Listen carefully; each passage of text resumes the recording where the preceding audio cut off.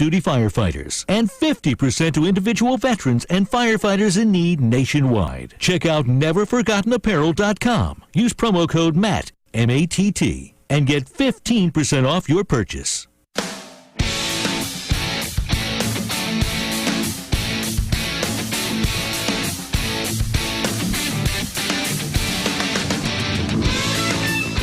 Don't forget to unmute the mic. That's not such a hard request, is it? Don't forget to... No, Patrick, just unmute the mic. That's all you got to do. Look at this thing, speak into it, and then my voice comes on, the heavens open up, and we talk about food. And this is a really good week for food because Easter's coming up. Lots of goodies to talk about today. If you've been listening to the show, you know, at the opening of every show, I typically cover a couple of silly food news stories. Some are good, some are bad, some are kind of crazy. But today I kind of came across one of the craziest ones I've seen ever. There's now a website. Yes, there's a website that tells you how much your baby weighs based on what week in the gestation period you are. In, not ounces, not pounds, not doll hairs, not rupees, not rubles, not diamonds, not even in bacon. They tell you how much it weighs in, oh, yes, disgustingly, Big Macs. Big Macs. Who cares how much your baby weighs in Big Macs? Now, I have to say the website's not in any way affiliated with McDonald's. They thought it would be fun and funny and entertaining, but I'm not sure it's entertaining at all. At 42 weeks, when the average pregnant woman is ready to pop, the average baby weighs 17 Big Macs. That's just wrong, man. That's just wrong. I'm sorry, but I have to tell you, this is a fail. I'm not going to even tell you where it is because if you really want to read this silly story and follow this thing, if your wife's pregnant, you want to know how many Big Macs your baby weighs this week, go ahead. I'm not going to tell you where to find it. It's just that crazy. I don't. Why would you do that? Why? What is the sense in telling somebody how much your baby weighs in Big Macs? And we're not talking about a walking, talking little human. We're talking about one still in the womb. That's just, it's wrong. All right, we're going to take care of that story. Goodbye. One of the biggest concerns nowadays in dining is actually whether or not your food contains gluten. Now, I'm not going to talk about gluten sensitivity. Okay, yeah, I will. I'm going to talk about gluten sensitivity. I'm going to talk about other issues with gluten, right? Some people actually cannot tolerate gluten, and gluten intolerance has to do with a protein found in gluten, blah, blah, blah, blah, blah, blah, blah. All right. A lot of people think that they're sensitive to gluten, but it's actually not the gluten that they're sensitive to. It's the chemicals put on the wheat when they harvest that affect the gluten, and it stays in there. And when you eat it, you ingest it. But there's this cool thing because gluten sensitivity or gluten intolerance is actually, it's very... If you've ever had something like Crohn's disease or, we're getting right into that right at the beginning here. Yeah, right into, you know why? Because I got the answer right here. I'm just saying. Okay. But if you've ever had like discomfort from eating, how do you go there gently? But, you know, some people have this allergic reaction to foods. Black pepper is actually one that people don't know about. Gluten can really cause severe pain, all sorts of other issues. But there's this really cool thing they came out with. And the reason they designed this, it's called what's it called? They don't even tell you. Oh, it's a portable gluten sensor. A portable gluten sensor. The reason they did this is 32% of restaurant foods labeled gluten-free. They tested all, like 1,000 items across, I don't know how many restaurants. 78 restaurants. 78 chains and 400 independents. 32% of the restaurants labeled gluten-free actually had gluten in them.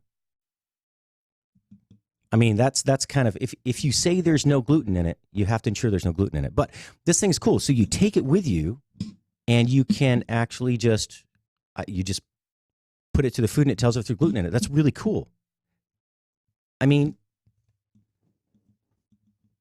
okay, let me get back to a restaurant issue here with this. We talk about cross-contamination.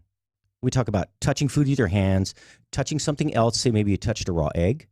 The outside you touch now something that's prepared and cooked and served on a plate. That goes out of the kitchen door and it goes to the table and somebody gets you salmonella. We understand that one. That's something that restaurants take into account. and I want to explain this from the restaurant, tour, and chef side of things. We think about all that stuff.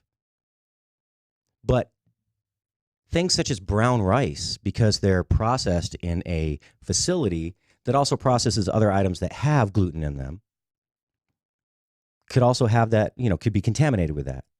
Chefs don't know that. We have no idea. And if we buy something, say that's a sauce in a container or some sort of prepared item that's included in a larger batch recipe, like we make 20 gallons of Caesar salad dressing, but we use a mayonnaise or a prepared dressing base, well, that may have ingredients that we don't know contain gluten because we don't know what those chemical compounds that they write on the back of the label are. But now we don't have to worry quite as much. You just take the monitor in, test the food, voila. Now, the worst foods were pizzas, pasta. Okay, wait a minute. So wait, okay. Oh, this is a fail. The whole story is a fail right here. Why are you eating gluten-free pizza? And why are you eating gluten-free pasta? Right? Okay, now it makes sense. They're messing with me. The whole story was a hoax. They're messing with me. 53.2% of pizza samples and 50.8% of pasta tested had gluten. If I was testing pizza and pasta, they would all have gluten in them. I'm just saying. I know they're talking about crust that's not supposed to have gluten in it. It's supposed to be made with alternative flours or not broccoli, cauliflower or other things. You can't make pizza without gluten. I'm just saying. All right. Now, restaurants identified fast casual. That's where they don't have table service, but you pick up the counter. And casual with table service had the lowest detection rates, had lower rates than fast food places. Restaurants, all right. I don't know where this is going. They have stats all over the place. Anyway, all right, so they have a new portable gluten detector. If you have gluten sensitivity, buy it. Check it out. If you don't need or have the time to go buy one, you can take Atrantil. It's a cure in a bottle. Actually, it's not. But what it does is it can help with changes in your bowel, your digestive habits, so to speak, whether it's bloating, abdominal discomfort, change in bowel habits. Atrantil. Go to lovemytummy.com/Spoony. You type in the code Spoony and you get a big discount. As a matter of fact, if you missed the show, the inventor or the creator of this product, Dr. Kenneth Brown, gastroenterologist, was just on right before this. And they were on from 9 to 11 Central, 10 to noon on the East Coast. They had a really fantastic guest on talking about stem cell research and just the amazing developments over the last 20 to 30 years that they've done.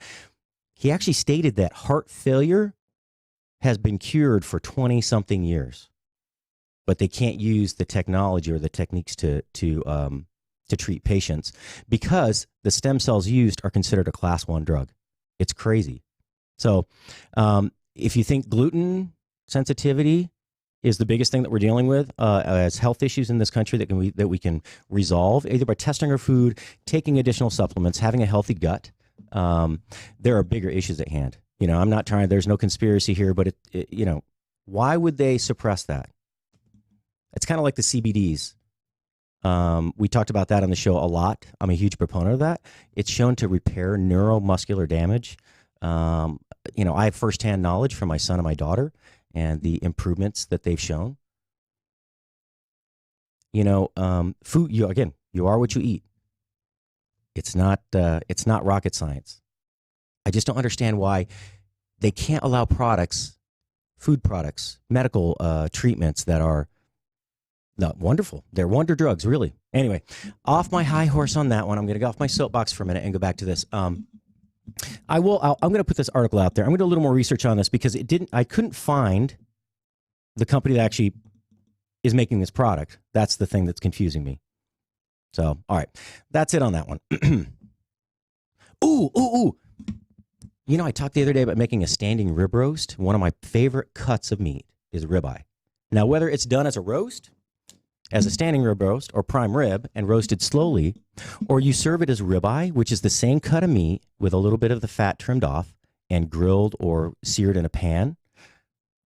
I saw this video and they take this Argentinian ribeye steak. They take the whole ribeye and they actually age it in butter. Most ribeyes, actually, if you've ever worked in a restaurant, and even if you haven't, if you go to like Sam's Club or you go somewhere where you can buy the large cuts of meat, you can buy the whole rib roast. And when you buy that ribeye, it comes in a plastic bag, and it's typically just got a little of the juice from the meat is in there, right? It's packed in water. This thing is actually vacuum packed in like 5 or 6 pounds of butter. It's really cool. They age it in that, and then they fry it in a pan with more butter. It's awesome. And if you've never heard, Argentinian beef is by far the best. It's kind of what beef in the United States used to be from a flavor perspective. The reason being, our cattle used to walk around. It wasn't all corn finished. It was range fed. It got exercise. The muscles were worked, and it had flavor. It had texture too, which is why we started corn finishing beef. But Argentinian beef, they raise it on the hillsides. It's got amazing texture and flavor, but this takes the cake. I'm going to post this video on the Spoony Radio website. I mean, the Spoony Radio Facebook page. Check it out. This looks like, I mean, it's ribeye fried in butter. How can you not enjoy that? I just want to kind of stop the show for a minute and watch this again, but it's like 8 minutes long. So 8 minutes of me not talking, just going, is probably not very entertaining. Oh, we have some new segments coming up today too, don't we? We have some really cool stuff coming up. For all you people who think I'm a bacon-hating fool, we got our bacon report coming up at the top of the third segment.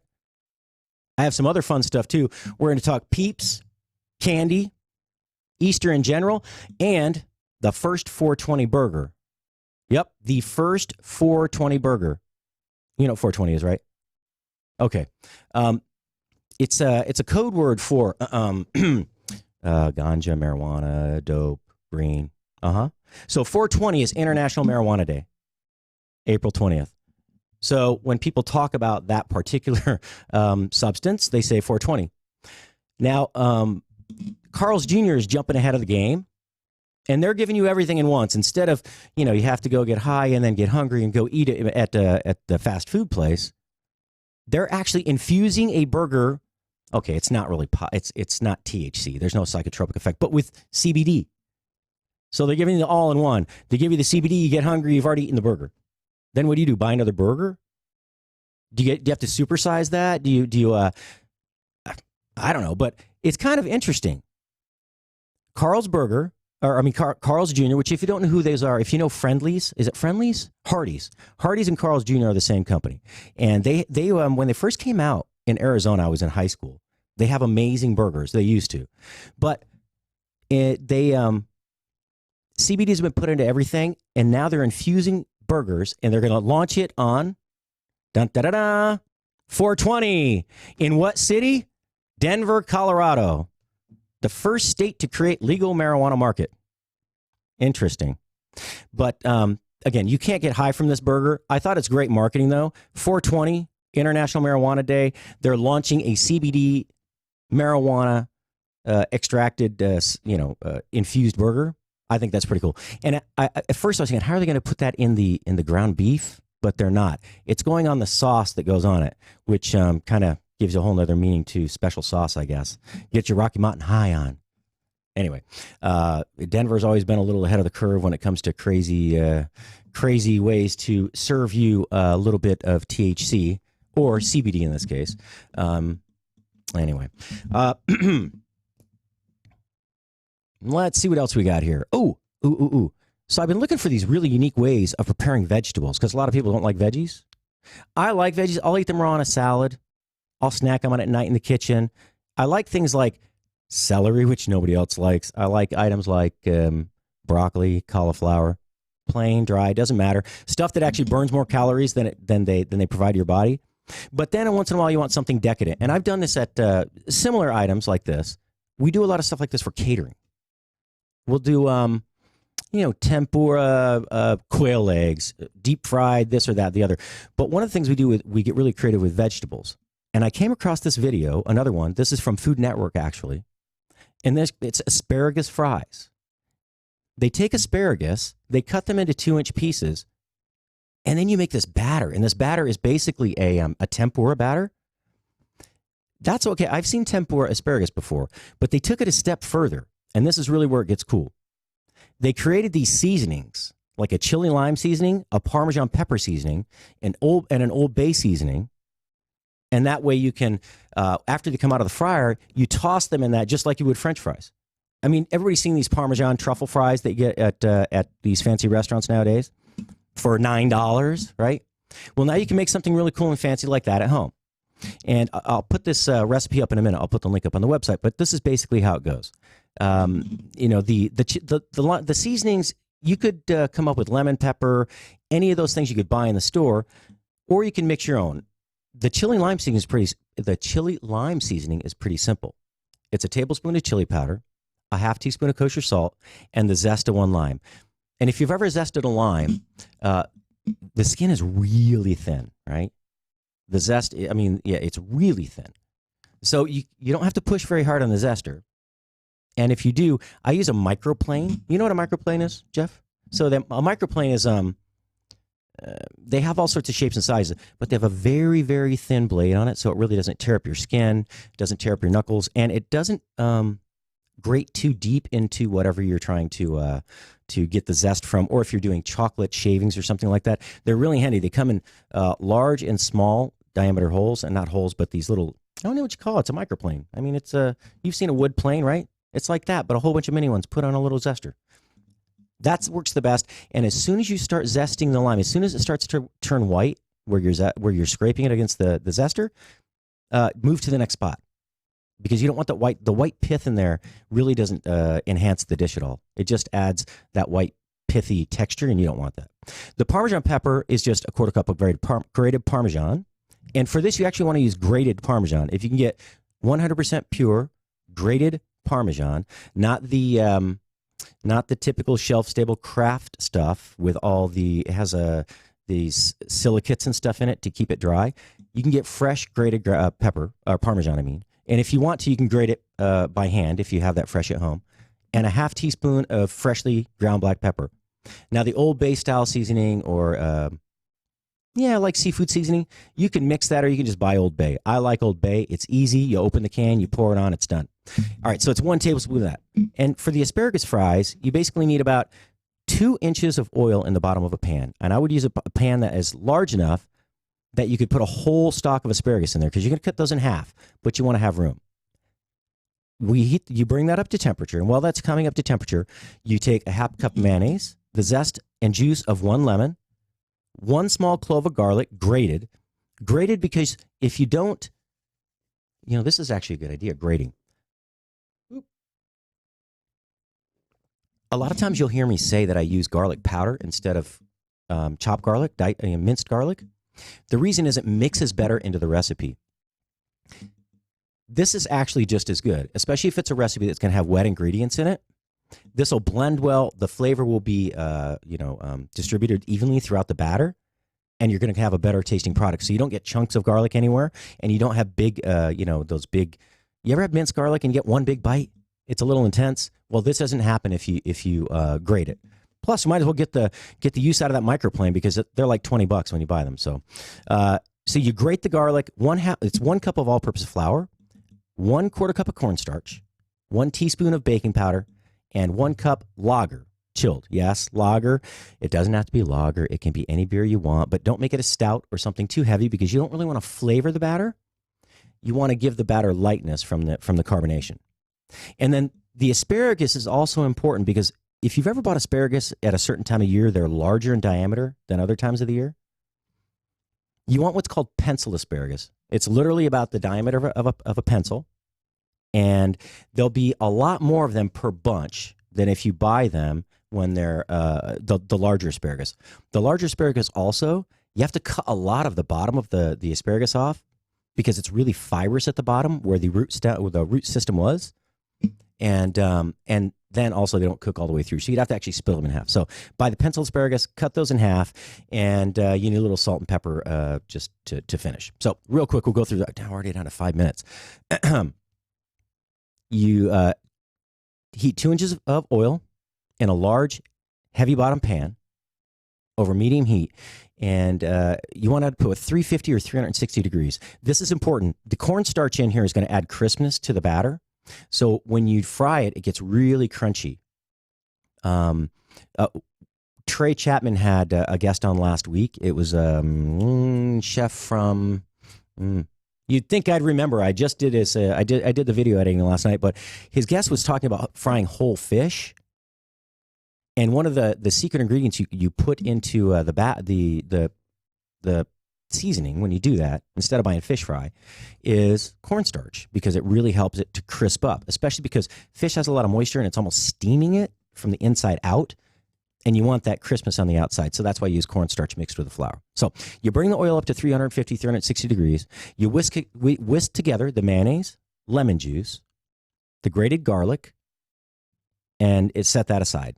And you want to whisk it together really well. Again, make sure that garlic is distributed throughout there. Then you put all the dry ingredients together, the flour, the cornstarch, the baking powder, and lemon zest. You stir those together. I typically use a fork for that because I only have one whisk in the kitchen. And actually, in this kitchen, I don't think I have a whisk at all. I don't even think I have one in my knife kit. Why do I not have a whisk? All right, buy whisk. There's a reason for that, too. We're going to go through some... I'm not going to let it out. We got some really cool segments coming up today, so I'm hoping that you walk away with a few golden nuggets here, or golden brown, because that's a chef's favorite color.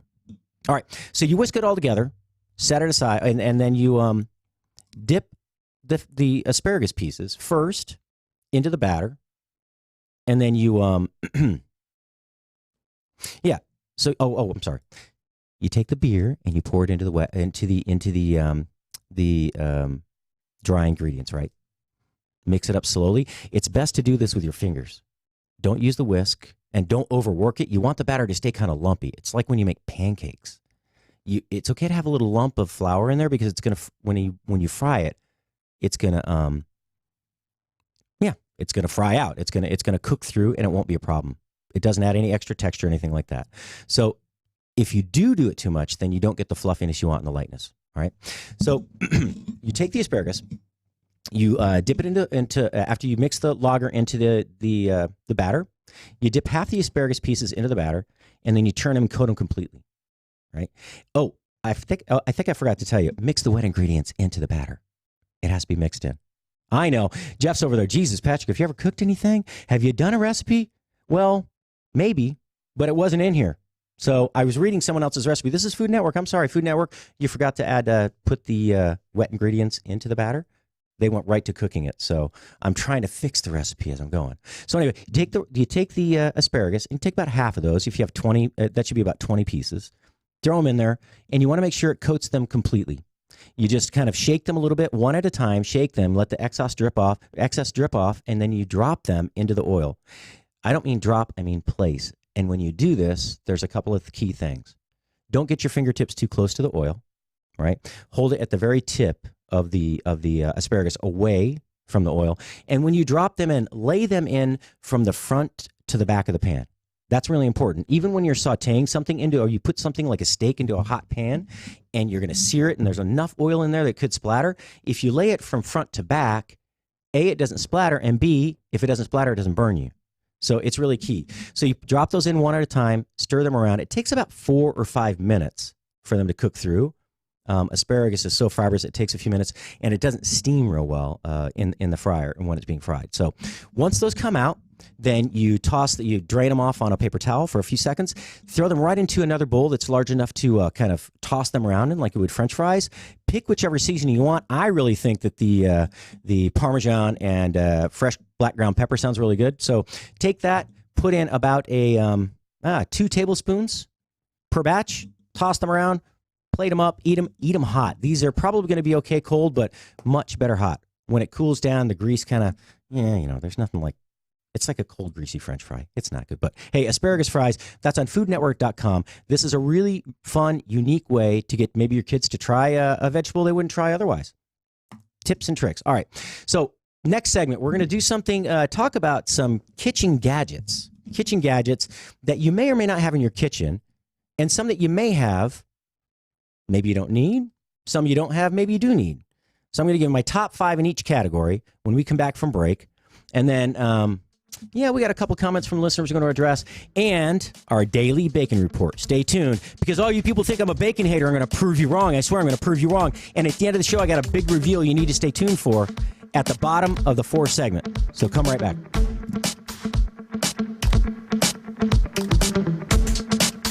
Follow Chef Patrick Mosher on Twitter at Food Biz Pro. Have you done it? You catch a glimpse of yourself in the mirror? I'm one of those people you don't want to see naked. Yeah, most of us. But I mean, you look and you're going, what the? I know. How did I get to whatever? Yes. Yeah. Oh, it's horrible. Hey there, it's Doc Thompson and Brad Staggs to tell you about a different way to shed those pounds. This is brand new tech. It's only been around for a couple of years or so. It was based on research from the University of California that said there's a molecule called OEA that's found naturally in your body. It produces it in the Mediterranean diet, that when taken in concentrated amounts, it will actually make you feel fuller and boost your metabolism. I've lost about 10 pounds so far. It's amazing. It Now, really is cool. A company said, we can take this to market and make this great product that'll help you. It's called Riduzone, RIDUZone.com, RIDUZone.com. It's Brad's worked. It's worked for Brad's, worked for me, countless other people. Go to Riduzone.com and try today. You're going to love it. Riduzone.com. Remember that, RIDUZone.com. Take the pain out of ordering your diabetic testing supplies with Diathrive. Diathrive ships the testing supplies you need directly to you when you need them. Best of all, with plans starting as low as $8 a month, Diathrive is probably going to cost you less than what you're paying today. Diathrive is so convinced that you'll love their service, they're offering your first month of supplies free. Simply type the code DOC, D-O-C, at checkout. Diathrive.com. That's DIA Thrive.com. Are you tired of high cable TV rates? Sign up for Dish today and get a $500 bonus offer while supplies last. Plus, lock in your price for 2 years guaranteed. Call All American Dish, your Dish authorized retailer now. 800-570-6630. 800-570-6630. That's 800-570-6630. Offers require credit qualification, 24-month commitment, early termination fee, and e-auto pay. Restrictions apply. Call for details.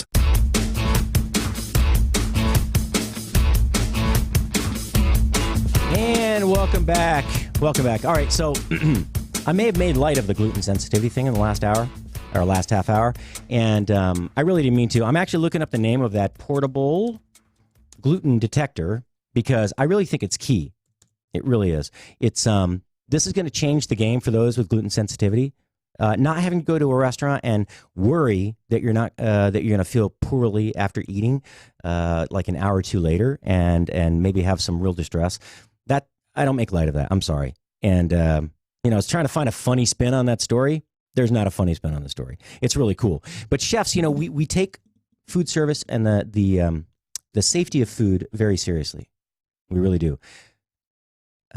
We can't always protect you if we don't know it's there, though. And so when we get ingredients that are contaminated, I'm sorry, we just can't do anything about it. But now you have a way to help yourself take care of the issue. So portable gluten sensor is made by, they have several, all right? They start on eBay from around $200.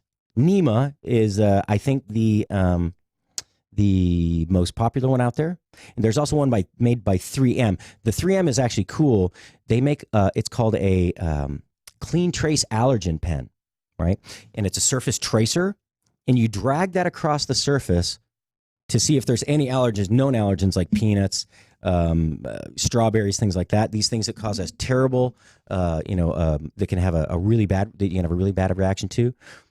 It's pretty cool stuff. Anyway, the Nema is the one that I was speaking about, and it starts at $299. I don't think that's too bad if you're trying to protect yourself.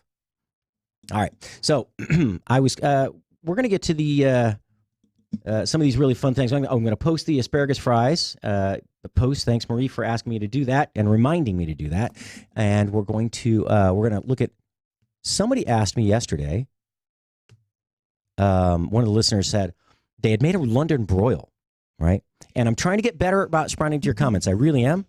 I'm sorry, I have not been as good, but I really want to address those because I think it's important that that I get to those, right? Because I want you to know that I'm listening to you like you're listening to me. So, someone asked me yesterday. One of the listeners actually sent me a private message through through the website asking if they had made a London broil and why it was stringy. And they had sauteed it in the pan for 3 minutes on each side. It was fairly thin, and for some reason it just didn't taste good. I mean, it might have tasted fine, but it was really chewy. So there's a couple of things with London broil, and if you don't know what London broil is, it's not a cut of meat. It's a method of cooking. And they typically use one of two steaks to do this. First is a flank steak, and if you've seen a flank steak, think of something like similar to fajitas but thicker. Okay, it's a very stringy cut of meat, and the tissue is very, very, very. That's a muscle that gets used a lot. So typically, there's a couple of ways to prepare it. You can use what's called a jacquarder, or a something that pokes a bunch of holes in it, basically, and that tenderizes the meat. But really, I mean, the easier way to do it is to marinate it, because top round is the other steak that they use, which can also be very lean and very stringy. You take one of these two cuts of meat, doesn't matter which it is, salt and pepper, and then you use a red wine marinade that has garlic, some herbs. Typically, you can put, thyme, rosemary, maybe a little bit of dried oregano in there, red wine, a little bit of cooking oil, and chopped garlic. Anything else you want to put in there. You can actually julienne onions and put it there, and you leave it in the fridge overnight. Now, what happens is the acid in the wine starts to break down the fibers in the muscle tissue, and it's actually pretty good. All right, if you cook it, but the way you cook it is one of two ways. She pan-seared it, which might have worked okay if it had been tenderized, but typically you would grill this or broil it under high heat in the oven. I'd like to say I know why you use those two versus pan searing. You know what? I don't actually know. I'm gonna have to look that up. But that's the method. It's a method, not a cut of meat. All right. So if you get something, you have a question like that, please feel free. It's info@spoony.com. Info@spoony.com. If you can't, if for some reason I don't see it, you can email me directly at chefpatrick@spoony.com, or you can bring the comments up during the show. Now, for some reason here, I'm not seeing any of the comments if I go to the watch party, so we'll go back in here and actually, let's see, leave this page, thank you. So, some of the listeners are asking somewhere. See, I can't see the comments on that page either. Dude, what am I doing wrong? Somebody needs to help me with technology. I'm telling you. Jeff? Sir. Where do I go to make sure I see all the comments on Facebook in one place? Because I'm only streaming to two places right now. It's okay. Going all right. Right. Where do I go? I would go to Twitter. Okay. I would use Food Biz Pro at Food Biz Pro. It's a lot simpler. I know. But, because I don't know who's on Twitter and who's here. Well, I found my comments. There you go. Oh, well, look at that. See, there you go. Yeah, well, okay. But it said there are 8 comments. Now there are only 4, but that's okay. Travis said, "You're trying way too hard to prove you love bacon. Must mean you're really anti-bacon." What? Shh. What? I got something. I'm telling you. I have something that's going to prove to all of you. Because all right, I can't. It's a big reveal at the end of the show. You have to stay till close to the end of the last segment, and we'll do a big reveal. And let's see. Nummy, post this recipe. Yes, I will post it. And forgot to say please. Yes, I will. You're welcome. All right, so that was it on that. That's all the comments I have right now. It says there were 8 comments, but apparently I don't have any other ones. So please, comments, questions, kitchen gadgets. All right. Everybody has a drawer full of crap they don't ever use, right? Really. How many times you open the drawer and there's like some of the things that are kind of tricky in a drawer, like tongs, right? So the tongs end up jamming the drawer when you try to open it because it's just cram-packed full of stuff you don't need, when all you need is a pair of tongs and a spatula. That's it. Not really, but at that time, that's all you need. So I'm going to go through 5 that I think you do need, in my humble opinion, which means you need them, and 5 that I think you don't need. All right? Now, obviously, first and foremost, you need a good chef knife. And by good chef knife, I mean you don't have to go out and spend $200, but you need a good chef knife. And it can just be like, it can be an 8-inch chef knife, a 6-inch chef knife, whatever size you feel comfortable with. But know this, the longer the blade gets, the harder it is to control. You don't need a 10-inch or 12-inch chef's knife. The average chef knife that is used in the industry is 8 inches. Oh, the average is 8, huh? But I have the one I use. My go-to is actually a 6-inch knife, a 6-inch chef knife, and the reason I use that, it's much more used as a utility knife all the way around. I can do everything I can do with a larger knife, but I can also use it as a paring knife. I can use it to peel potatoes easier than having to swap out knives. That's number one. A 6-inch, 8-inch, 10-inch kitchen knife, a chef's knife, whatever brand you want. I mean, there are some I recommend. Typically, the ones made in Germany are, you have Wusthof, right? And then you have Henkel. Those are my two favorites. There is a really cool brand out of France. They're called Sabatier. They're really cool. They're a different shape, though. And the reason is that they're not really used to use that rocking motion that the average chef knife is used for. I want to get really technical about the knives right now and the shape, but we're going to do some video segments, some short video segments. They're going to be coming up on our YouTube channel. I'll do some on the Facebook Live, but these are going to be really little shorts about just everything kitchen, everything that we use in our chef's life every day. Not to get off track, but you have to stay tuned for that. As a matter of fact, we're going to start next week on Tuesday. So stay tuned. I'll let you know at the end of tomorrow what time we'll air because I need to plan that. And it's going to be really fun. The first segment is going to be about knives. I have a whole case full of knives. We'll pull out 6 or 7 or 8 of them, and I'll show you the difference between the blade, the shape, what their use is, and I'll show you how they're used. All right, so the chef's knife, that's number one. And you have to have it sharp.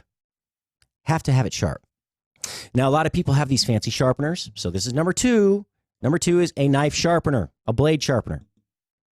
Number two, a sharp knife is a dull knife is a dangerous knife. That's what we say at the kitchen mantra for every chef. They're really dangerous because what happens is they don't cut straight through the food. They tend to turn or twist because they don't have the cutting ability to just go straight through. When knives turn, twist, get caught on stuff, that's when you get cut. It's very important. So have a knife sharpener. Now, you can get fancy, and you can buy the ones that have ceramic. They have like the ceramic sticks that are, that you can, I don't know. It's kind of like, it's like an X, right? It's 2 big ceramic sticks, and you draw the knife down through it. They're very expensive. They have some that are like spring-loaded on rubber bands. They're $400. You don't need that. I actually have one that I bought at a local hardware store. Sometimes you can find them in the grocery store. I think it's made by Cuisinart. It's like $8, and it has 2 little slots in there, just like you used to have on the back of your can opener. Remember that back in the day on the can opener, you could sharpen your knife. It had a little grinding stone in there, and you could push down on the can opening lever to activate the mechanism, and then draw it through there. All right, so Summy Shicks asking, first on this platform, what did I miss? Not much, buddy. I'm talking in circles about knives. But I just have this little one. It sits on the counter. It sits flat. You hold it, has a handle, and then you just draw the knife blade through the first opening, which is a kind of a rough sharpening tool, and then the other one is a honing tool, which just kind of aligns the fibers at the end and makes sure that you have a very straight edge. It's really key that you do this often. I can't impress this upon you enough. If you look at a knife blade directly under a microscope, it's not a solid piece of steel. It's a bunch of fibers that look like hairs that are going all different directions. It's important that before you use the knife, after sharpening even, that you do this, and this is number 3 that you need in your kitchen, a honing steel. All right? Very important. Now, I know we're going to limit you to if you have a knife, you have a knife sharpener, you have a honing steel. Those are all really important because the knife is the number 1 tool you're ever going to use in the kitchen, so take care of it. They're not cheap. I've spent upwards of $1,000 on a knife. Yeah, $1,000 on a knife. I know friends that fly to Japan to have knives custom built for them. They all do sushi, and they specialize in Japanese food. $2,000 to $5,000 a knife, custom built. It's ergonomically built to the handle is built to the size of your hand. It's really cool. But it's important that you take care of the knife. It is the number 1 kitchen tool you'll ever use. All right. And these are tools that you need, right? I'm not talking about all the other gadgets and stuff. We'll talk about some of that stuff. But you need a good knife. take care of it. Those 3 things are not really 3 things. We're going to count that as 1 because that is 1 tool. No, he's saying I can't do that. All right, we're down to, oh man, I got to pick 2 more. Yeah, you're down to 2. Damn. Yeah. All right, got to pick 2 more. You just made it. This the hardest job in the world right now. Okay. The other 2 I would pick, actually, it's not that hard. A good pair of tongs. And by a good pair of tongs, nothing with plastic on it. Go to a restaurant supply store, buy stainless steel tongs, and make sure they have a locking mechanism so you can lock them closed. And that always is it's something that you pull to close and push to open. It's important because if you're holding them and they're closed and you have one dirty hand and one clean hand, you can knock it on the cutting board and they open for you. It's important. Stainless steel, minimum 8 inches long. If you get the longer ones, 10, 12, 16, they're really hard to operate after. I mean, they're less easy to control. So 8 inches is fine. That would work for almost anything you're ever going to cook. We're not talking about pots and pans and stuff like that, right? We're talking about gadgets, kitchen tools. All right. So that's 4. A good chef's knife. Okay. Maybe the $80 to $100 range. A way to sharpen it. Pick your poison. A honing steel for that. All right. And you've seen people do that, like the singing sword. They go back and forth on there. It's not sharpening. It's just putting those fibers back into alignment. And then number 4 is a great set of tongs. And they're not that much, like $10 for a really good set of stainless steel tongs, maybe 12 or 14. Go to a kitchen supply store. They'll have what you need. They don't sell those at Walmart usually. All right. So number 5, a fish spatula. A fish spatula. What? Okay. So there are like 100 different shapes of spatula out there.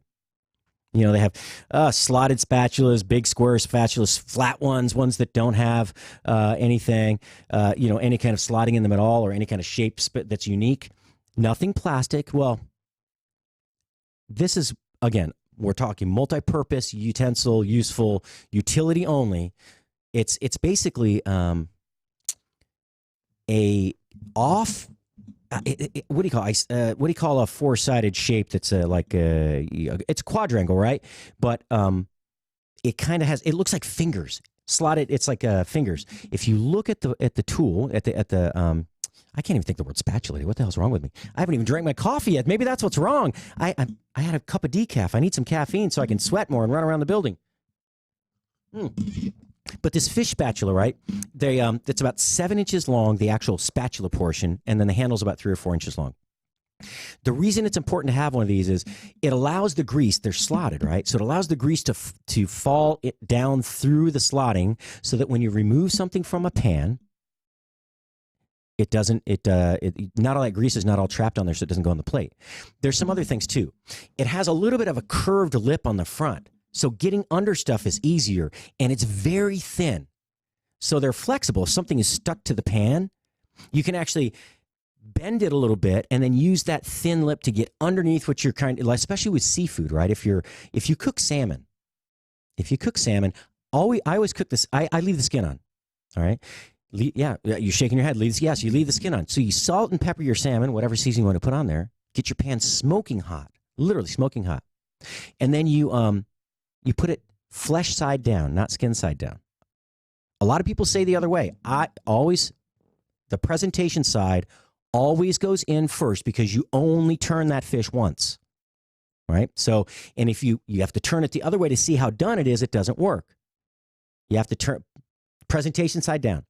Then once that's done, maybe 3-4 minutes, you flip it over. Now, when I get ready to serve it, I want to take it off the skin, but the skin, the reason I leave it on there, it serves a couple of purposes. It keeps the fish moist. There's no direct heat to the flesh on that side, and it allows that fat that's in between the skin and the meat of the fish to render into the fish, kind of baste it right from the bottom. So, but you don't want to serve it on the plate. So what do? That little spatula is super handy in getting between the skin and the salmon and just picking it out of the pan, and the skin just stays there.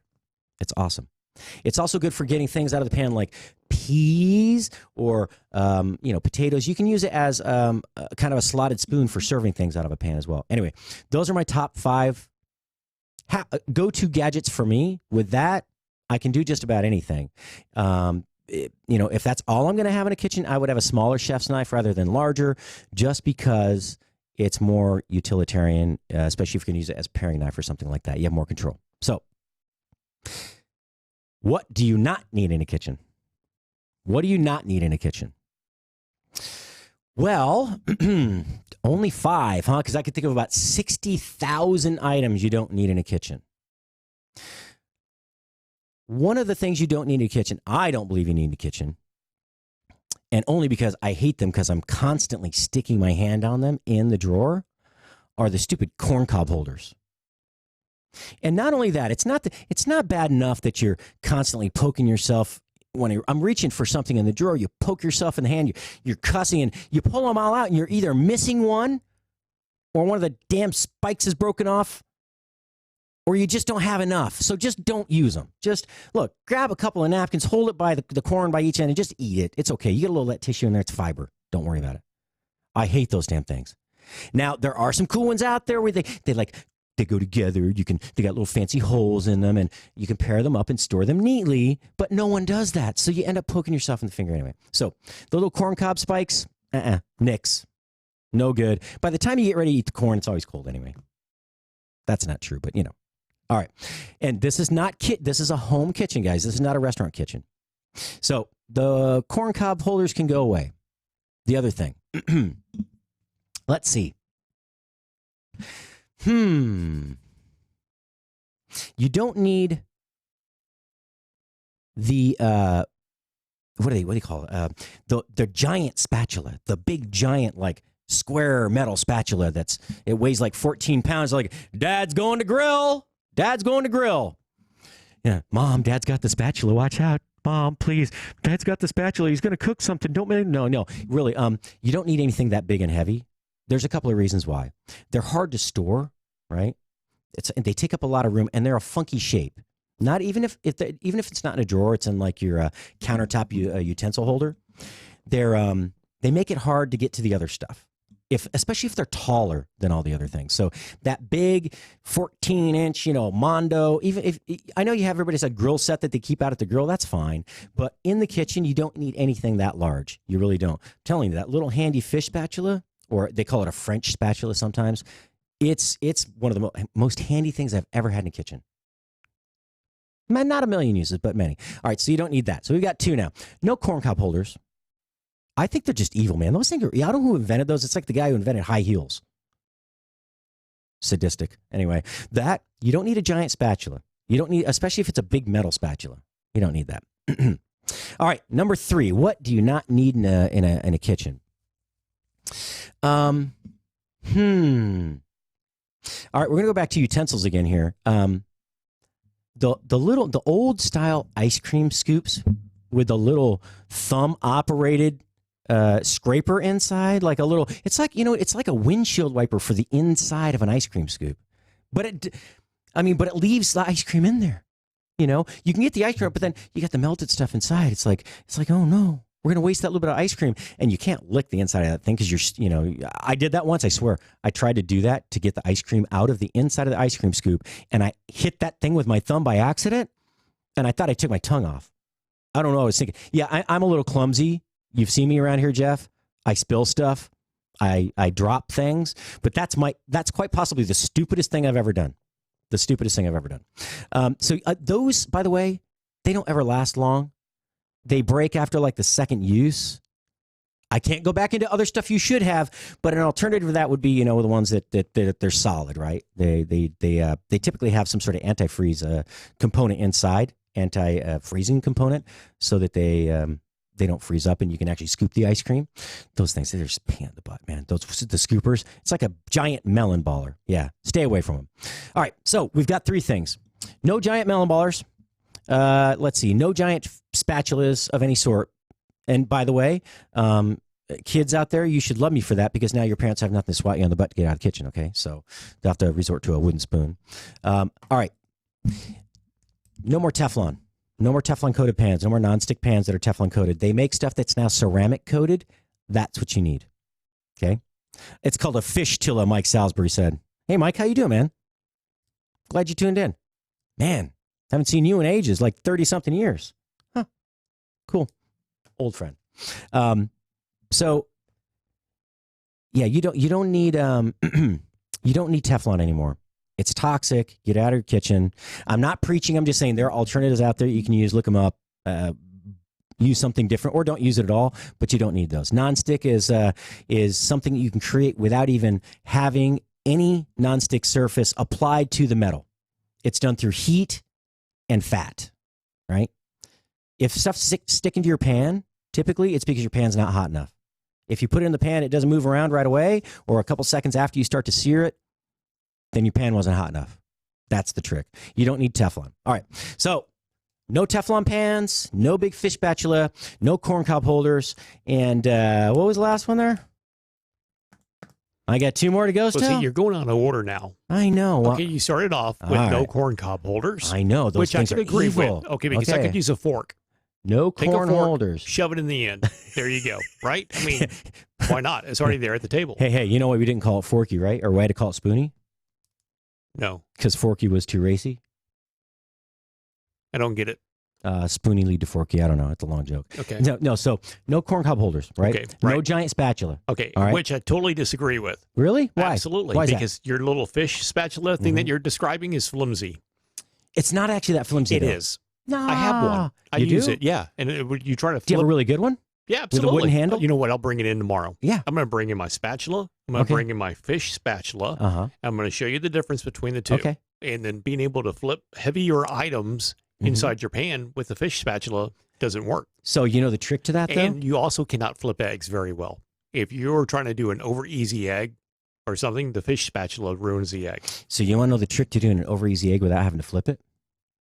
Are you diverting it the fact that your fish spatula can't do the job? We'll get back to that. I can tell you how to do an over easy egg without ever flipping the egg, okay? Okay. Or sunny side up without having it running on the top. Okay. All okay. right. So no corn cob holders, no giant spatulas. Correct. All right.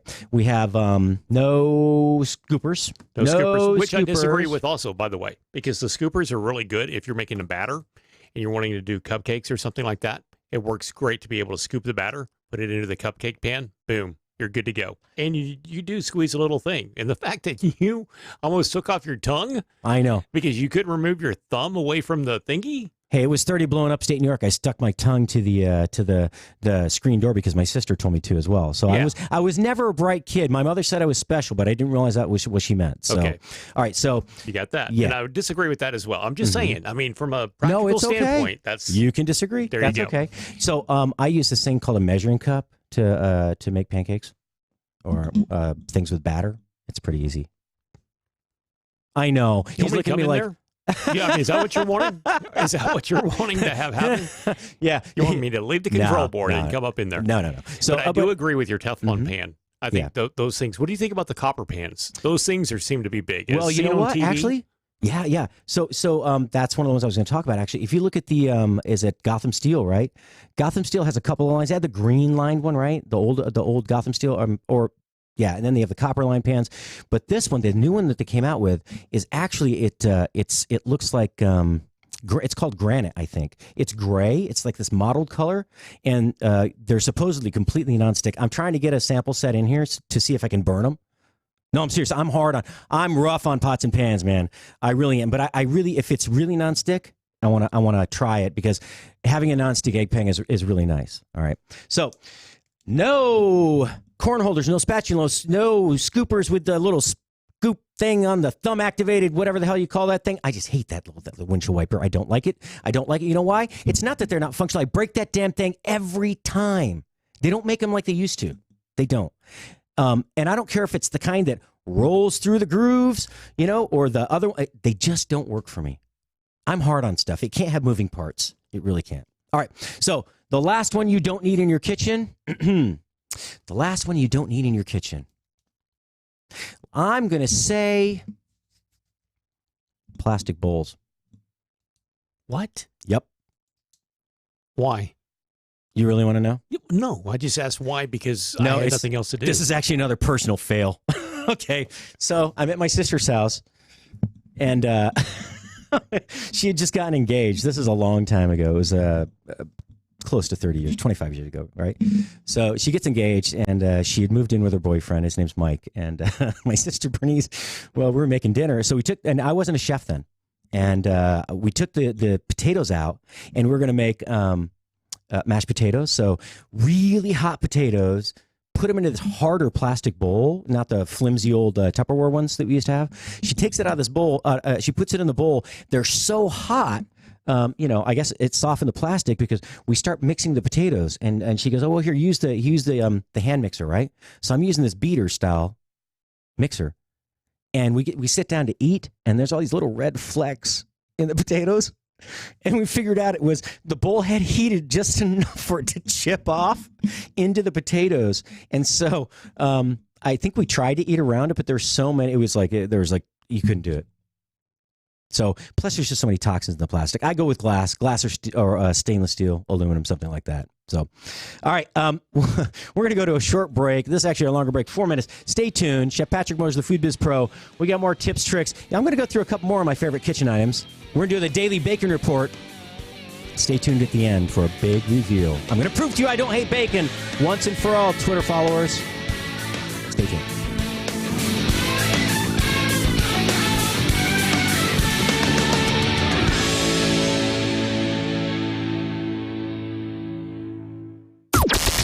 This is the only 24-hour Take Anywhere platform dedicated to food and fun. We're Spoony. News this hour from townhall.com. I'm John Scott. The top Republican in the House says nothing in the Mueller report changes the fact that there was no collusion by the president or his campaign. Minority Leader Kevin McCarthy says nothing he has seen in the report changes the underlying results of the 22-month investigation. He adds that he fully approves of how Attorney General Barr has balanced legal requirements with the public's need to know. McCarthy accuses Democrats of searching for, in his words, imaginary evidence that supports their claims. He adds it is simply not there. Capitol Hill correspondent Wally Hines reporting. President Trump says no American president should have to face the kind of investigation he has had to deal with since taking office. This should never happen to another president again. This hoax. This should never happen to another president again. After the release of the report, the president said he was having a good day because there's no collusion, no obstruction.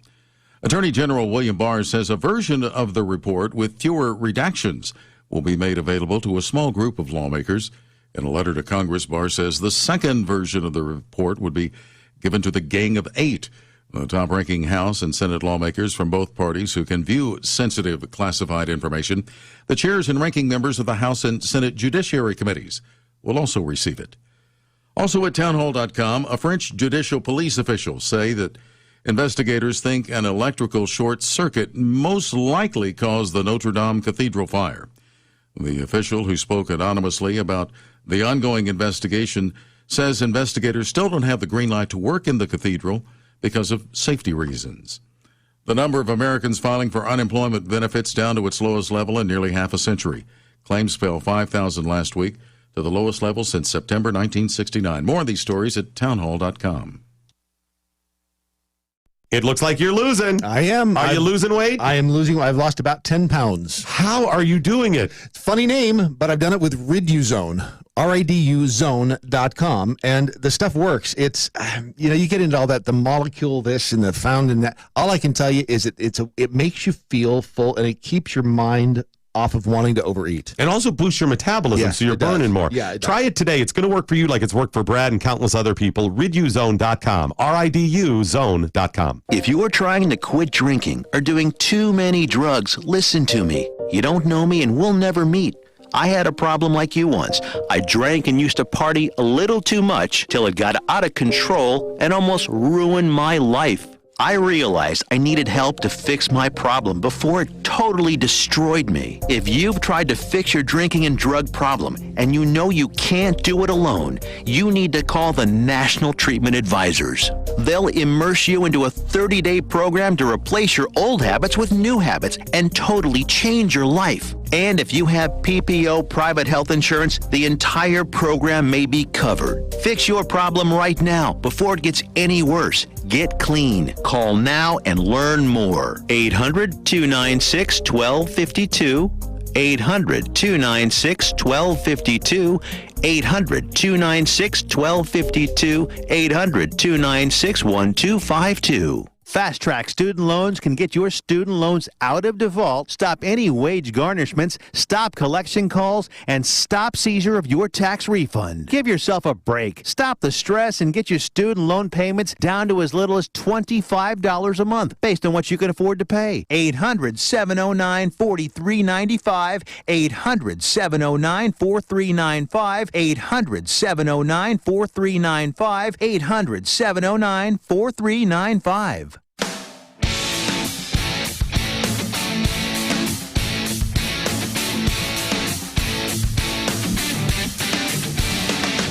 And welcome back, listeners. Chef Patrick Mosher, the Food Biz Pro, here on Spoony Radio. Thanks for listening. If you missed the last segment, we give you. That was one of the most fun segments for me to do, because to put me under the gun and have to choose only 5 items to keep in your kitchen, as far as your utilitarian tools of the day, tools of the trade, that was tough. And thinking upon that, there's 1 or 2 I might swap out. But Jeff's going, nope, can't do it. But there is one other really handy gadget. And this is for people who eat a lot of tomatoes. There's this thing called a tomato shark. Now, it's kind of like a melon baller, the ones that you never used that just sit in the drawer. They aren't the scooper kind. They aren't the one with the ice cream scoop windshield wiper on the inside thing. They're just melon ballers. But this one is, instead of having one on each end like the melon ballers do, this just has one, and it has a bunch of teeth on it. It's called a tomato shark. Now, at home, it may not be a big deal for home use, because how often do you have to cut up a dozen tomatoes or something like that? But if you are going to make tomato sauce, you're going to make something from scratch, fresh like that, and you're going to use a bunch of tomatoes, that thing is really cool. And the reason being, it's quick. It scoops that stem out. And you don't have to turn the tomato. You haven't really do anything. You just put that thing on there. It comes right out. It's like it balls it like a melon baller does. The tomato shark, it takes the stem, that brown yellowish stem part that's left on the tomato after you take the stem off, the little core. It takes that out. It's a tomato core. It's called a tomato shark. They're awesome. And that's it. So you left the tomato whole. Yeah. Okay. So a lot of people, when they're cutting up a tomato, they would cut the tomato in half. They cut the V, right? Okay, the more you use your knife, the more opportunities for you to cut your fingers, or to just do something nefarious with a knife. And I'm telling you, a lot of people at home don't know how to use knives. That's another thing. After we go through all these knives and how knives are used or what they're used for, not how they're used, I'll teach knife techniques, like how do you safely hold a knife and why. All right. How do you not cut the end of your finger off? Because I'm telling you, man, I've nearly taken this one off about 20 times. It's pretty scary. My left index finger has a bunch of scars on the backside. My nail's all warped from where I've cut divots in it, and it never grows back regular now. I know, I'm a piece of work. But actually, I'm going to, on that note, let's look back here. We had a couple of comments here. Mike Salisbury, he said it's called a fistula for my fish spatula, my little French spatula. Some he goes, oh, Summy, see, I'm not the only stupid one out there. I'm sorry, the special one out there. He goes, or licking a hand mixer that's still plugged in. Oh, you know what? I can't watch things like Chive TV when you're in a restaurant or bar. And you know why? Because I was that guy that wrecked the bike, when you jumped off something 10 feet in the air and your feet slipped off the pedals, or you jumped off, you jumped off the dock, but you slipped. So you did a belly flop or a back flop from 15 feet in the air, and everybody's laughing.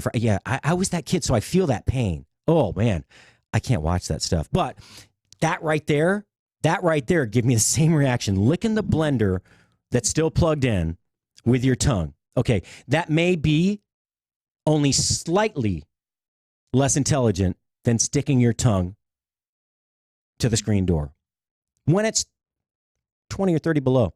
My sister told me to do. I thought it was about, I actually didn't lose the skin because that screen door was thin enough that it actually heated and I could pull my tongue off there. It was pretty raw though. Yeah, not cool. I'm not the brightest. All right. Well, how about margarine, Summy Sheck? Summy, I'm not sure about what about margarine? Or believe me, not butter. Dun, dun, dun, I'm not sure. Somebody explain. Let's see, Mike. I'm good, Pat. Great show. How you feel about well-seasoned cast iron pans? Dude, they're one of my favorite things to cook with. You can use cast iron for everything. Cool thing about cast iron, it doesn't matter if it's actually a pan or a pot style like Dutch oven. You can use it for anything. A Dutch oven, when we go camping with Boy Scouts, okay, that sounded a little, but I was a Boy Scout leader for years. My son Damon's an Eagle Scout. Congratulations, Damon. He actually accomplished it the day of his 18th birthday. But he got it done. He did it all on his own. So congratulations, Damon. When we would go cooking, we don't take anything but Dutch ovens because it works as a fryer, a frying pan. It works as an oven. A Dutch oven is actually meant to be used as an oven. Most people don't know that. And you can cook. There's whole Dutch oven cooking societies out there. It's very cool. And when you're camping, you're like, well, how do you, oh, scheisse. And that's why I can't have nice stuff right there. Right? It's okay. You need a tissue? Yeah, please. A couple of them? Yeah. All right, fine. keep talking. I'll be right there. And that's why I'm not supposed to keep coffee on the table. All right, so here it is.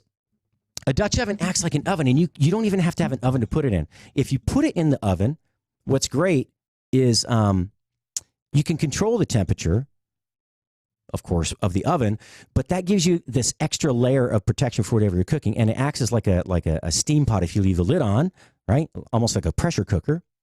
It doesn't cook as fast, or it works as just a standard roasting dish.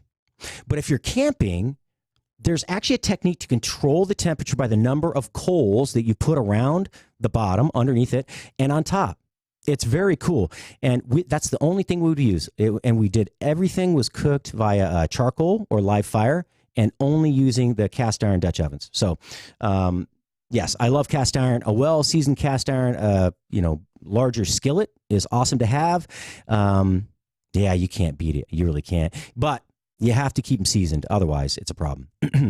Oh, and Dario Khan, yeah, the new ones that came out from Gotham Steel are red. That's right, red. I thought they were gray. I'll have to ask. I know that Mark Conway, host of Family Meal, not Kitchen Table. He has his Family Meal program right prior to mine every day, Monday through Friday.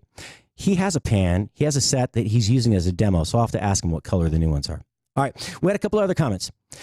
Richard Brandt, no pizza cutters. A chef's knife works just as well. Had a friend hide pizza cutters all over my house because he knew I hated the things. Hey, at least they weren't Annoyatrons, okay? Yeah, if you don't know what a Annoyatron is, look them up on the internet. They're annoying, but I have to tell you, man. Harold, wherever you are, maybe you're coming in tomorrow. It's your second Friday. Every other Friday you come in.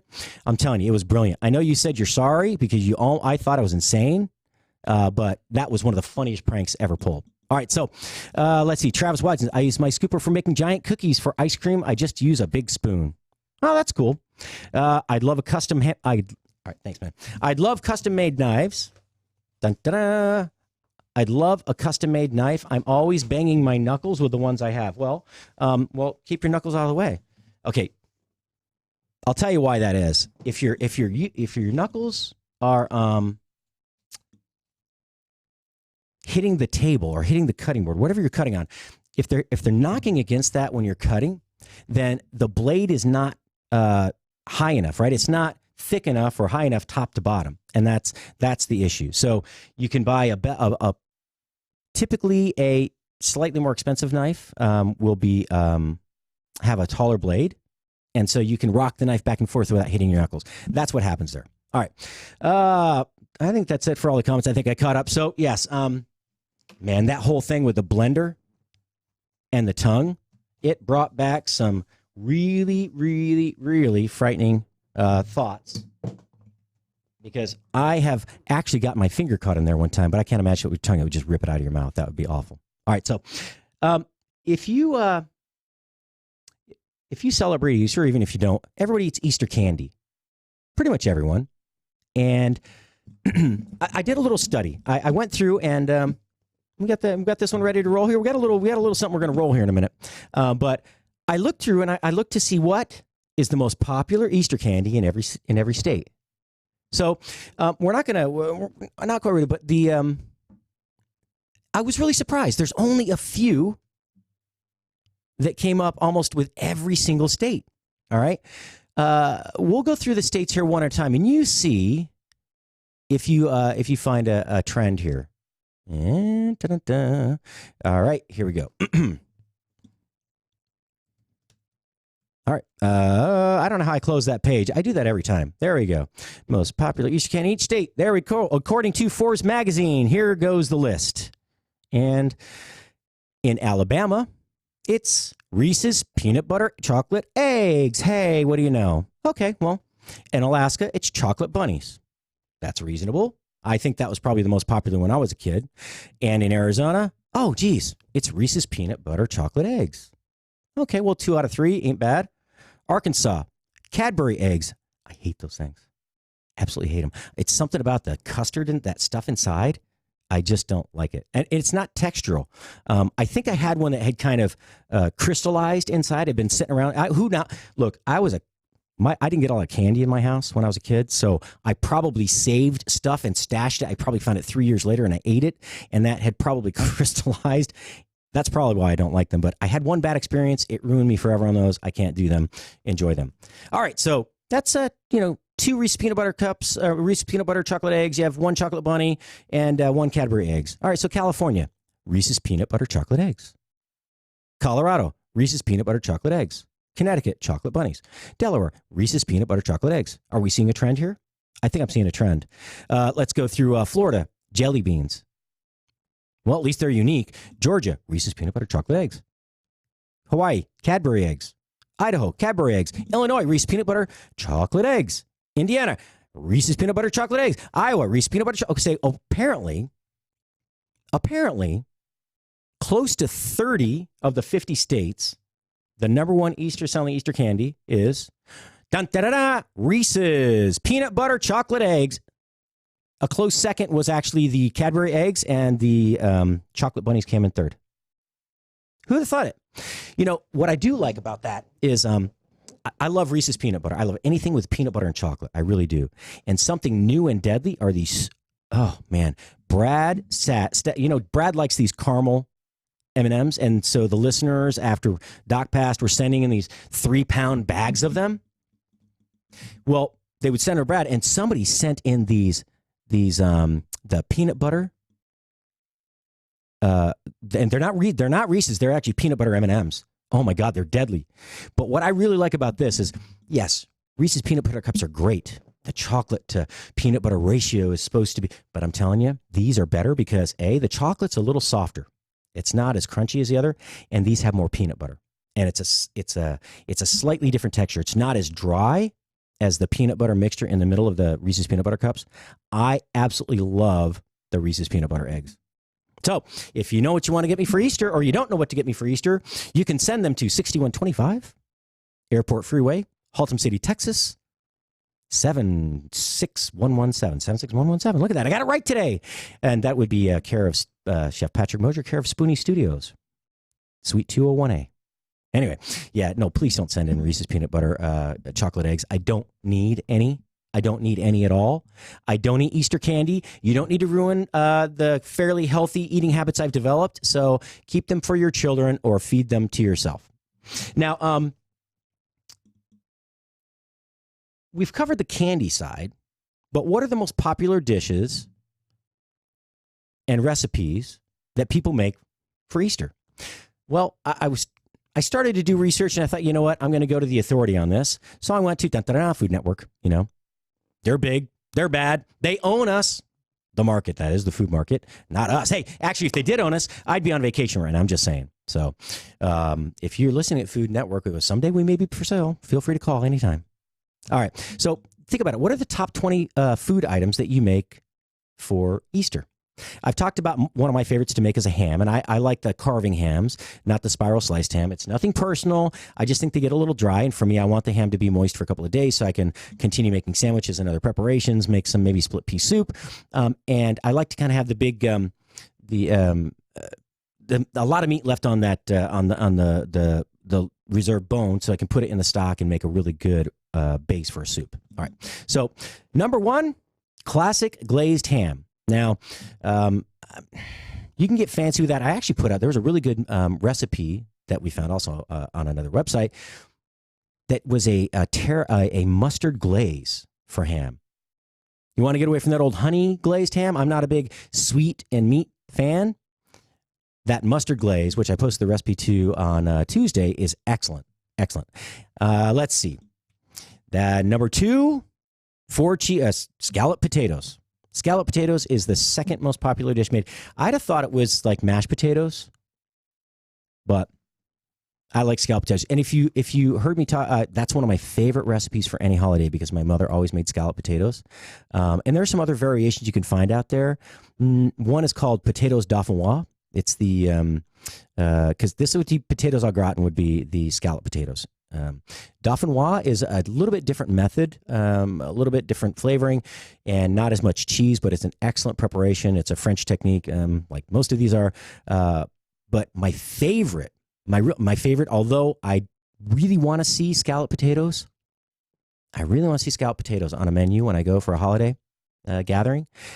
My favorite is potatoes lyonnaise, and potatoes lyonnaise are really thinly sliced potatoes with layers of caramelized onion, fresh thyme, and butter, salt, and pepper, layered and layered, 8 or 10 layers deep, and then you bake it, and it is one of the most unbelievable dishes. It's rich because there's a lot of butter in it, but it's definitely worth it, and the caramelized onion, the sweetness with the potatoes is really good. All right, honey glazed carrots. Now, I like carrots a lot. Maybe it's just an aversion for me with savory foods to have honey in them. I'm not a huge fan of honey glazed carrots because you have the carrots are already sweet, and then you have this sweet honey glaze. Now, if you added a little bit to this, something like lime, if you did lime, like honey lime glazed carrots, or you add a little spice to it, maybe some cumin, coriander, maybe you could put something like fennel in there to kind of give it that. And fennel, if you use raw fennel instead of fennel seed, gives it that aromatic kind of almost a licoricey aroma without all that flavor. It's a very mild flavored root. That's awesome. That'd be a good way to go with this. Again, sweet and sweet don't go well with me, but you add a little tang in there, a little zest, a little zing, a little vinegar. That works for me. All right, number 5 on the list was okay. This has got to just be their list of what they're saying, with their most popular downloaded menu items. But this actually looks good. This is a creamy spring pea and pancetta salad. So you took the peas, you boil them, and then you make like cream sauce. But this is really cool. They actually took the pods that the peas came in, and they julienned them, and they cooked them with the peas, and then they left them in the salad. And look, I love bacon. I like bacon. But for certain applications, you want a little more thickness, a little more bite to that little, instead of a tiny little piece of bacon, you want like a bigger bite chunk of bacon. You can't do that with bacon usually because you buy it already cut. So pancetta is a good alternative for that. Pancetta is basically the pork belly rolled into a very tight roll and then cured that way. You can find it at almost any market. The cool thing about it is you can dice it into chunks and then crisp them up into little, quarter-inch diced, half-inch diced cubes. And you can saute those up really slowly, brown them, and they get really nice and crispy. And if you just have the fat pieces, when you crisp those up, those are called lardons. They're my favorite. Yes, lardons with an L. Lardons. They're called lardons. That's crisp. It's basically pork fat that's been crisped up. That's one of my favorites right there. Oh, that. So it's fun. You're eating that salad, and all of a sudden you get a little bit of bacon here in it, but you get that little fat chunk that's been just crisped up, and it's mostly rendered out, but it's really crunchy. That's like the secret surprise. It's like finding the dime in your black-eyed peas in Texas on New Year's Day. It's that good. All right. That one looks okay. This is cool. Okay, I had a whole segment on one sheet pan dinners, right? This one is actually a whole Easter dinner on 2 sheet pans in your oven. And what they did is, okay, yes and no. It's kind of a miss, kind of a hit. They took on one pan, they took bias cut carrots. So basically 1 to 1.5 inch cut carrots, but you slice it at an angle, a 45-degree angle to the carrot. instead of cutting straight across. What that does is it creates more surface area because now you have these. It looks like. Yeah, I mean, I don't know how to explain it. You're cutting on a bias at a 45-degree angle instead of at a 90-degree angle. So you're cutting like what would that look like? You know, it's the same if you cut bread. If you cut bread, baguette, if you cut it straight across, you get discs, kind of. If you cut it at an angle, you get a longer, elongated, like for French toast, kind of. Okay, that's what we're doing. You see the same thing for carrots. And then, so they took that, they're tossing olive oil, salt, and pepper, or whatever you want to put on them. Actually, a little bit of cinnamon on carrots is awesome. Or you can put something more savory. I like cinnamon because it doesn't add sweetness, but it adds that sweet aroma. It's really fragrant. And then they took some larger sized asparagus, or I would use larger sized asparagus, not the pencil size we used for the asparagus fries earlier, but they took that salt, pepper, olive oil, and they just they baked that in the oven, and then put a little feta cheese on there when it comes out. Now, you could put whatever, Parmesan cheese, anything like that. And this is really these one sheet pan meals are really cool. You can basically put everything on one container or it's like one baking dish. Put it in the oven, and it comes out all at once. All right, on the other sheet pan, they took some ham, and they cut it into like half-moon slices, about a half an inch thick. And then on each one, they put a little pineapple, and they actually put maraschino cherries on this, so that when they baked it, remember the old you had the ham with the pineapple stuck to it with a little maraschino cherry in the middle of every one of the little the rounds of pineapple. Well, they mimicked that in here. And then they took potatoes and they sliced them thin as if you're going to make potato au gratin or some sort of gratin, baked potato with a cream sauce on them. And they shingled them, but only in like a layer and a half, like a one layer thick, kind of spread out a little bit on the sheet pan. And they're a little bit. So I'm not actually reading the recipe. I'm eyeballing this, and I can tell you pretty much what they did. So they tossed them in olive oil or butter. They put them on the pan, salt and pepper, and then they put Parmesan cheese on top, and they baked it. And they're cut thin enough that they would probably bake in the same time as the ham would cook through. However, an easy way to do this would be to boil a potato, slice them into rounds, then salt and pepper, olive oil, or butter, and then a little bit of the Parmesan cheese on top and bake it. You're guaranteed to be done. And then they just had some pre-made dinner biscuits that they'd made, and that's it. Roasted ham, homemade biscuits, potatoes au gratin, carrots, and asparagus. That actually looks really good. I like sheet pan dinners. Matter of fact, I need to do a whole segment on sheet pan dinners. And with so many families having time constraints, it's necessary that we still take the time to feed our family, sit down at the table, have a family meal, so to speak, as Mark Conway puts it. And check his show out right before mine every day, Monday through Friday, 12 to 1 Eastern, 11 to noon here. Or no, noon to 1 here, 1 to 2 there? Yeah, 1 to 2 there. I think it's imperative that we sit down and we have those mundane moments together. The time when we can express ourselves to our family, our friends, our loved ones, make that connection, deepen it, and put technology away for a few minutes, break bread, and nourish our relationships, not just our bodies. Right? So many times we don't eat. Right? We're not dining. We're feeding. Right? We're being fed. Things changed. And, Ray Kroc, brilliant businessman, when he took McDonald's and duplicated this concept all over the world. Yeah, I know I'm a little off topic. We didn't get through all 20 recipes. We'll finish them in another half an hour. Okay, we have another half hour of the show left. Thank you for staying because I got a big reveal. But things changed. And when that started occurring, that you could get the same food on every corner in every country in America and then worldwide, dining turned into feeding. So we can take a little of that back. Make some family time. Make yourself a nice meal. Make your family a nice meal, or go out and get a nice meal. But take your time.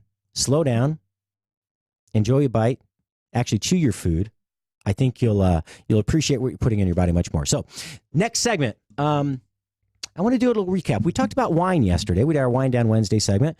I want to talk about what if you don't drink wine? What if you don't consume alcohol? Jeff brought up a point. Producer Jeff, he doesn't drink. And so he said, what about people like me? I said, well, what about you? You don't need it. I said, oh, no. There are some great alternatives out there. We'll cover those. And we got a couple other things to talk about. I really just want to tell him what the big reveal is, but I'm not. I'm not. And they're probably going to say, oh, dude, that wasn't really a big deal. But it is to me. So you got to stay tuned. Yeah, I can't wait to talk about the wine, some alternatives, because I just started thinking of a whole group of drinks that we could do and how you could spice them up a little bit. I mean, you can just take a plain old cider, and I'll bet I can think of 10 tips. I'm not going to look them up. I'll bet I can think of 10 tips on how to take a simple cider, a sparkling cider that you would give to your kids on New Year's Eve, 10 tips on how to make those special. Coming right back on the other side of this break. Back in 2 minutes.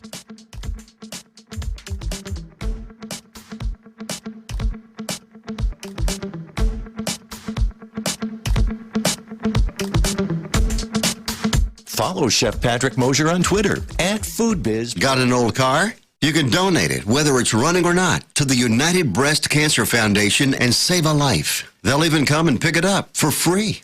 The United Breast Cancer Foundation has saved hundreds of women's lives through their free or low-cost breast screen exams. But now they need your help.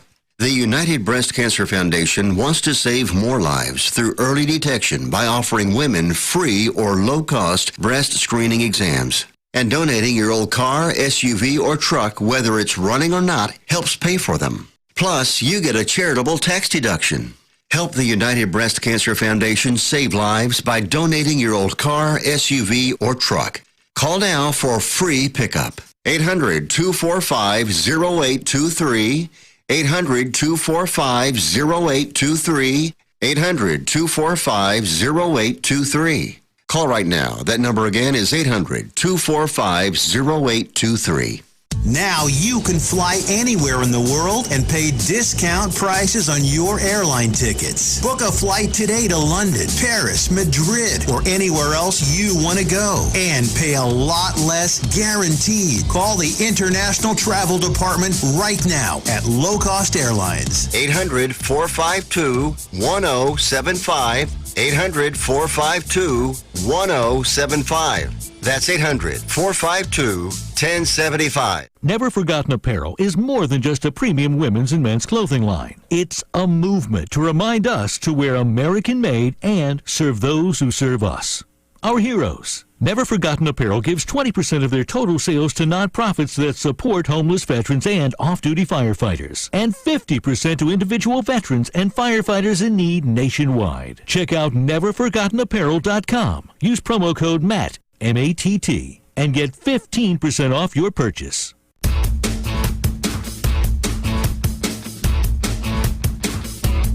All right, welcome back to Spoony Radio. This is Chef Patrick Mosher. We're on course 4 of the Food Biz Pro Show today. Yep, the 4th and final course, better known as dessert. Or today, actually no, it's the Daily Bacon Report. That's where we're going. Because you know what? I'm tired of everybody thinking I hate bacon. Do you know this story, Jeff? No. All right.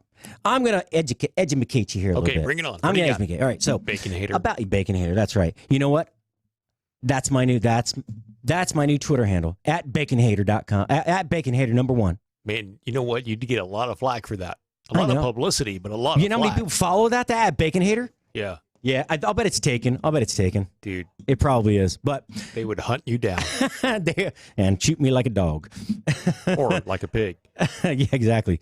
All right, so what happened a couple of years ago, I was on Doc's show at this other place, and I said that bacon is a bit overdone on menus, in recipes, as an ingredient that shouldn't belong in certain things. Because I'm telling you what, there's nothing better than plain bacon.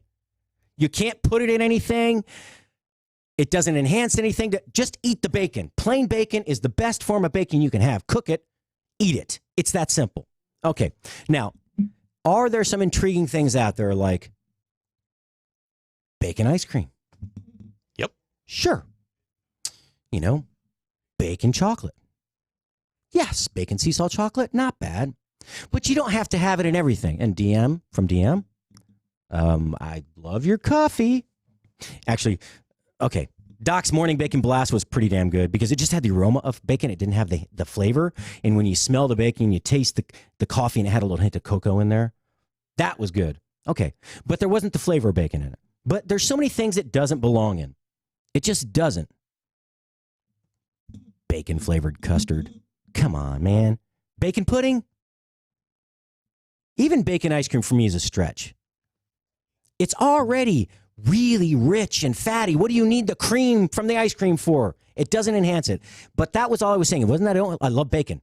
Plain old bacon is one of my favorite foods to eat. Okay? I'm telling you, one of my favorite foods. But I happened to say that day, and Twitter went nuts.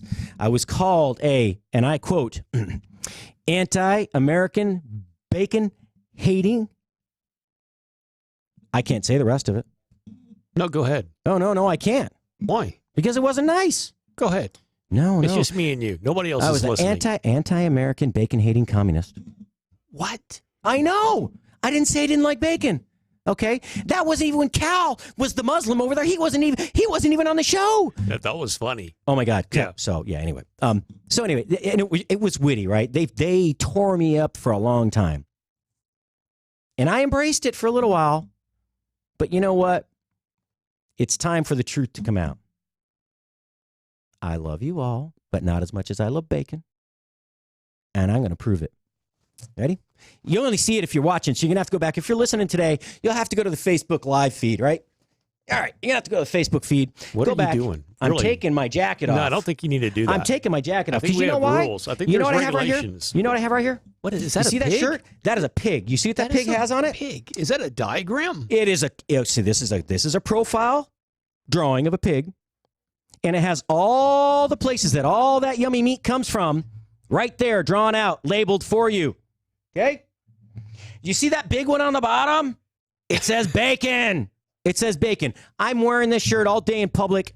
Yeah. Matter of fact, I may wear it every day till Twitter calms down. Boom. No, I wouldn't do that because even I don't want to wear this shirt every day. You can wash it. I mean, I don't have a laundry here. Oh, well, there's a good point. No, but yeah. So look, now would any non-American loving anti-bacon, espousing fool wear this shirt in public ever? No, I'm telling you, I love bacon. Well, you know how spies infiltrate other parts of the country, right? They act like they're a part of where they're at.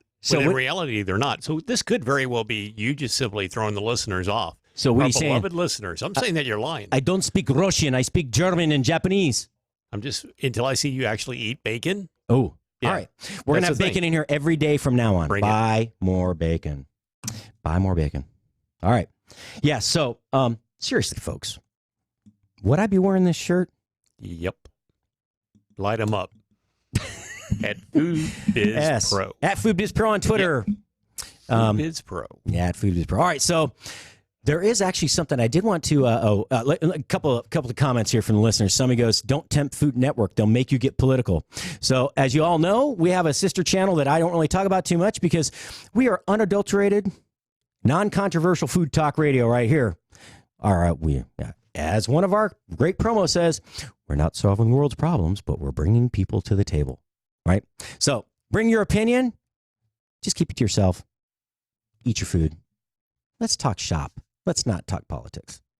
Actually, I think that's the whole thing about no politics, no religion at the table.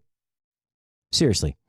I think not arguing about politics and religion at the table is one thing. But having an open and honest discussion, that's what the table's for. You come to the table, you sit down, you have a bite, right? Lighten up a little bit. My favorite saying in the world is lighten up, Francis. Why, Francis? It's from the movie Stripes. You never heard that? No. So Francis is a character in the movie, right? Francis says, I don't think nobody touching my stuff. And any of you guys touch me, any of you homos touch me, I'll kill you.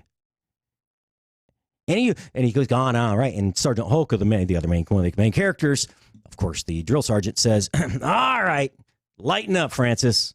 And so I used to say that at the dinner table to my daughter all the time, and she never knew what it meant.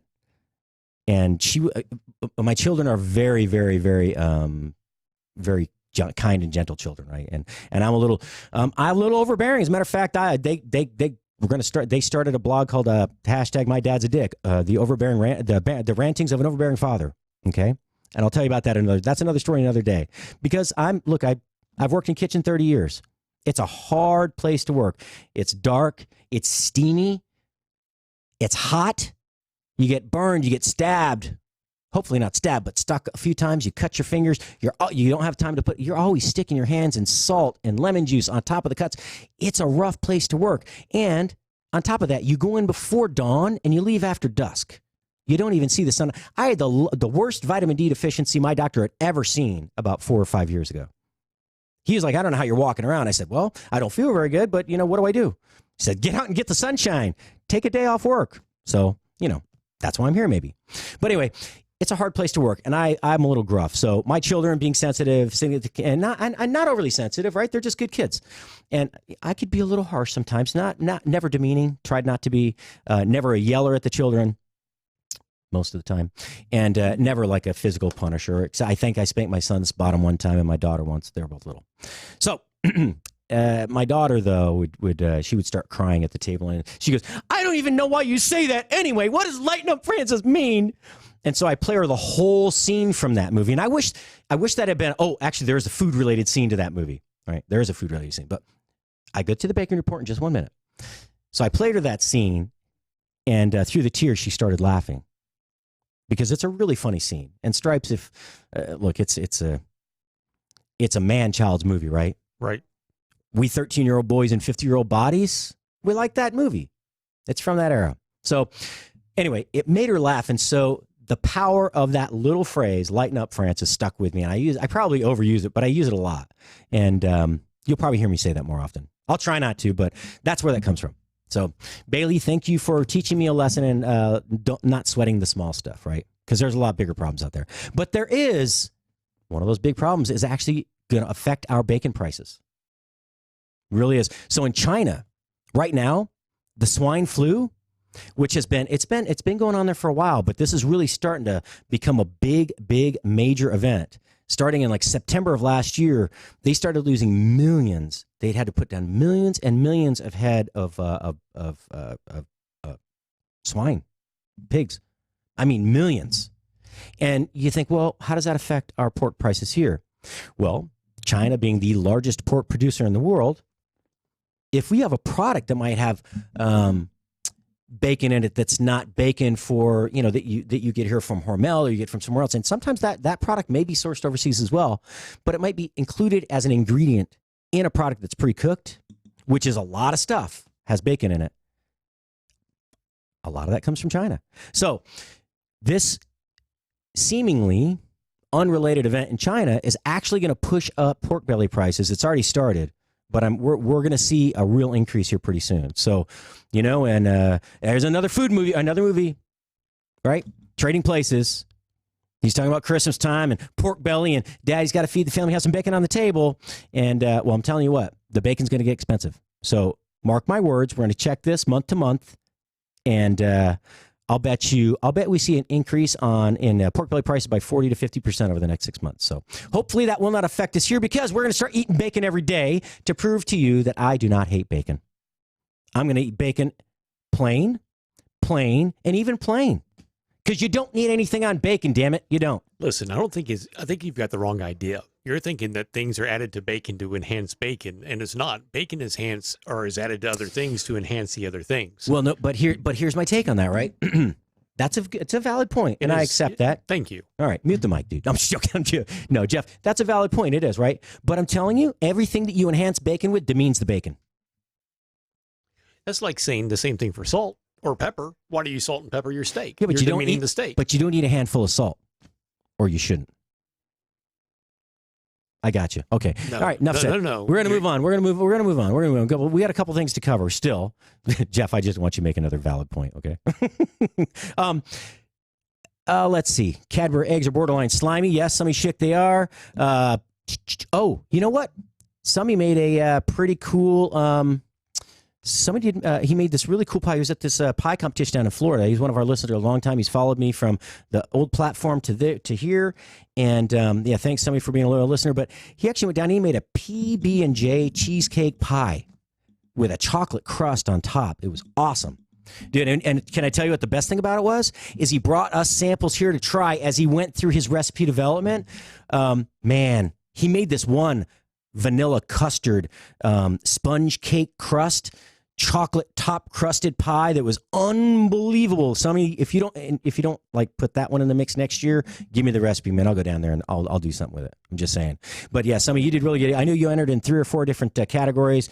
You didn't come home a winner, but you're a winner in ours. But no, good job, man. I know it cost you a lot of money and time to go down there, and you work on those recipes really hard. And thanks for sharing those with us. Bring more pie. Bring more pie, because you know what? Ron doesn't eat pie. Matt doesn't eat pie. Brad's not around to eat pie. So you know what? Doc would have stolen all the pie, but now we get the pie. It's just us, okay? Bring me the pie. Just bring me the pie. Matt doesn't eat sweets. So, we like doing beer for breakfast. We'll do bourbon, a boozy bourbon brunch, but no sweets. I don't get it. Anyway, teach their own. And if you didn't see me spill the coffee in the last half hour, that was a bit frightening. My mother used to say you can dress me up, but you can't take me out. And I thought that was an insult, but I think it was reality. You can't. That's why it's why I became a chef. I don't have to worry about my clothes being dirty. You know why chef coat's double-breasted and has 2 sides? So that if the front gets dirty, you open the chef coat, you flip it over, and now it's clean, and you can go out and talk to guests. Brilliant. Brilliant. I love it. It's like the little black notebook in the old, some of these commercials are brilliant. The old Guinness commercial. They had this little black notebook, right? And I know I don't really have much more to talk about, except about the drinks. The last 10 minutes we'll devote to the drinks. All right. But the 2 little Irish guys, the cutout guys, are sitting at the pub, and they order a Guinness, and he goes, "What's that?" "Oh, it's a little black book." "Well, what do you do with it?" "You put numbers in it from girls or something like that." And he goes, "And it's empty." He goes, "Or it's a coaster." And he sets it down, and it's brilliant. Good marketing by them. Food marketing is a whole nother segment. I've done a couple of those, but that's something I like to touch on too. The marketing promotions of food and beverage in this country and everywhere in the world have set some of the standards. They really have, and they've been innovative and creative and driven others to aspire to be as entertaining. Think about it: Bud Bowl, 274, Puppy Bowl with Bud. I mean, who doesn't like that? That stuff's funny. It's cute. It reaches all ages. But food marketing now is getting harder and harder, and there's competition between companies, and there's starting to become some attacks between companies. We'll talk about that. We've talked about it before. I want to talk about it on here. But Budweiser and Miller Lite are having this little fight back and forth. It's Budweiser, Miller Lite, Coors Light, and there's some accusation being thrown back and forth. So, all right, we got 13 minutes left. Oh, what? Bacon isn't political? It's a necessity? Yeah. Thanks, Pat. You're right. I missed if Patrick said, but always put everything on parchment or foil. Never have to wash baking sheets. Yeah, you know what? That's right. I actually have these thing called Silpats, these mats that you wash. You don't have to, they're a silicone plastic mat. They're really handy. You don't have to keep buying foil or, because obviously parchment paper is so expensive. But, man, my phone is just buzzing like crazy. But, yeah, that's right. If you line the pans, you never have to clean them again. Pat Gamir also says, we made long stem bacon rosebuds one Valentine's Day. So, you know what? I saw that recently. Instead of doing flowers as the bouquets at weddings, people are now doing edible bouquets. They have pizza rolls and bacon roses. And as a matter of fact, you could order bacon roses to be delivered this last Valentine's Day. No offense. Do you really want to? Are you going to eat those? Are you going to eat that? Here's my question to the listener. If you got a dozen bacon roses delivered to your house, I just want the listeners to answer yes or no. If you can pontificate more. If you got a dozen bacon roses delivered to your office or your home, would you eat them? Because I'd have to think about that. I don't know where that bacon's been. And was it sitting on the driver's seat when he got out? And they went in to deliver some real flour. Would you eat them? I mean, I love bacon. And I'm not one to waste food. I gotta think about that one. And how long are you going to keep them in the kitchen? Aren't they going to start to get a little funky? Yeah, bacon roses. I just don't think it's kind of a fail. It doesn't work. All right. So if you weren't listening yesterday, or if you did listen in, Wind Down Wednesday every Wednesday, segment we do at the last half hour of the show. My good friend and owner of the wonderful, what is that? Ramo de Olivo up in Bentonville, Arkansas. That's Ramo de Olivo. You can find them on Facebook or ramodeolivo.com. It's a great wine bar, retail wine shop, and then they have a little area where they do olive oils and vinegars. And their vinegars are fantastic. The olive oil is 20, 30, 40 different kinds. Buy in bulk, fill your own bottles, however you want to do it. It's a fantastic shop. You can order online if you need to. But she's not a wine, she's not a sommelier. She's not a trained wine steward. But she and her husband, Tom, love wine. When she retired from teaching and he became a part-time CPA and stuff full-time, they opened the shop, and they are fantastic stewards in the industry. So she calls in every Wednesday afternoon, and we do half an hour. We talk about what are we drinking today. We kind of explain things to people, what goes with what food, what doesn't, what's new. And we talked about bubbles yesterday because Easter's coming up, and whether it's Easter or Passover, bubbles go with everything. So, and we talked about why that is. Bubbles cleanse your palate, right? And they're not a competing flavor with food. So beer that's not too enhanced with either a chocolate type of stout or something like a fruit enhanced beer, right? Henry Leinenkuhl's, summer shandy with a little lemon in there or orange or whatever you get. Nothing too fruity, just a standard old lager, IPA, something palate cleansing, or a good bubbly wine. Could be champagne, it could be cava, it could be prosecco, right? All of those are great and go with almost every food. Now, but what if you don't drink? What if you don't drink? That was a great question posed to me, and I think you have some options here. Obviously, juices, teas, that's all good and fine and dandy. But what if you did like a mimosa bar with cider, sparkling cider? What if you took non-alcoholic sparkling cider, you made mimosas with that? You have the tangy of the orange juice. It'd be like using a sweeter Prosecco instead of a little more dry champagne. And they make them now from not just grapes. They make it from apple too, like sparkling apple cider. They're awesome. As a matter of fact, some of these companies, they have sodas that are kind of cider-like Izzy. They're all natural, very low in sugar. You can take those. They're not very sweet, right? So you can actually enhance those by adding something else to them, like the orange juice. That's one way. So that's one. I got to come up with 10, right? All right. 10. You could make a virgin spritzer. You ever had a wine spritzer? Okay. So wine spritzer is typically soda water. You have the wine and then something else you put in it, whether it's don't use grenadine. I'm just telling you, don't use grenadine. It's not meant for that, but either a juice or something else, cranberry juice or something like that. But you could use that the same way. You don't have to add the soda to it because it's already sparkling. However, you would want to, because if you have a cider, it's a little sweet. So the cider, whether it's apple-based or grape-based, red or white, and always needs to be sparkling because it's a holiday. We only drink sparkling on holidays, or that's the fallacy anyway. But you take that and you put a little bit of the soda water in there to cut down the sweetness, and then you add maybe a splash of cranberry for color, or a little. You could do both. Ooh, here's cool. You could make like tequila sunrise, right, where you add the orange juice to it, just a little to let it float down, kind of float down through the flow down through the drink. But you could put a little splash of red cranberry in there too and let it kind of swirl down. That would be cool. So now your child has a really cool drink, feels like an adult. They don't have to eat alcohol, and if you're an adult, you have something fun to drink. It's not just plain old cranberry juice, apple juice, whatever you have. Now that's 2. I'm going to make hash marks because I got to come up with 10. 1, 2. All right. You could actually make a non-alcoholic version of a sangria. If you took the sparkling red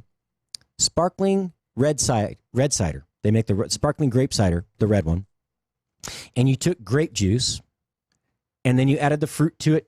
So when you make a sangria, it's basically sliced up apples, oranges, but on this one, you want to add some things that are not so sweet. So lime, lemon, apple's good, but use a green apple, something tart. Grapes are really good. And the grapes you have to put them in there. But that right there, that would actually be really good. a non-alcoholic sangria.